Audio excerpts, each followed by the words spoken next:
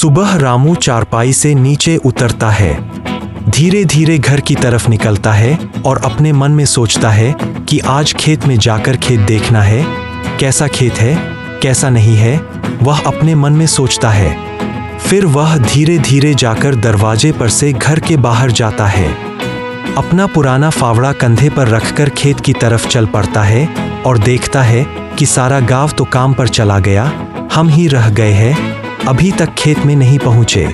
खेत हमारा कैसा होगा कैसा नहीं होगा, यह सोचकर वह फिर धीरे धीरे चल पड़ता है। रामू रास्ते में जाता है और पेड़ पर चिड़िया चहचहाती हुई नजर आती है, लेकिन वह अपने सपनों में खोया रहता है, अपना खेत सोचते हुए। वह धीरे धीरे फिर तेजी से बढ़ता रहता है कि कब मैं खेत में पहुंच जाऊं। चिड़िया इधर उधर घूमती रहती है। फिर रामू देखता है और कहता है, आज का मौसम बहुत सुहाना है।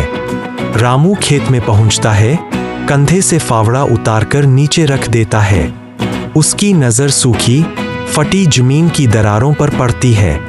वो गहरी सोच में डूब जाता है, दिल में दर्द उतर आता है, उसका मन भारी हो जाता है और उसे चूम लेता है जैसे अपनी माँ को सांत्वना दे रहा हो। रामू सूखी जमीन की फटी दरारों को अपने बैल और हल से जोतना शुरू करता है।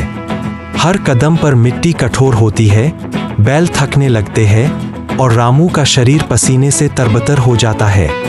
गर्मी, थकान और दर्द सब मिलकर उसे तोड़ने की कोशिश करते हैं, लेकिन रामू हार नहीं मानता।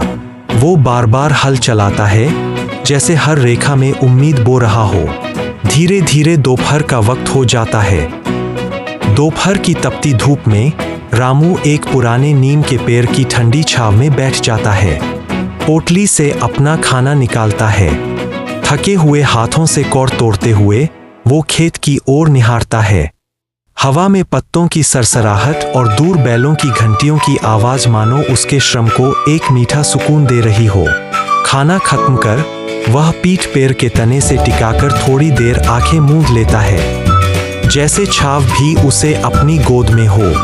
और शाम होती है। रामू हल को कंधे पर लादकर बैल की डोरी पकड़ लेता है।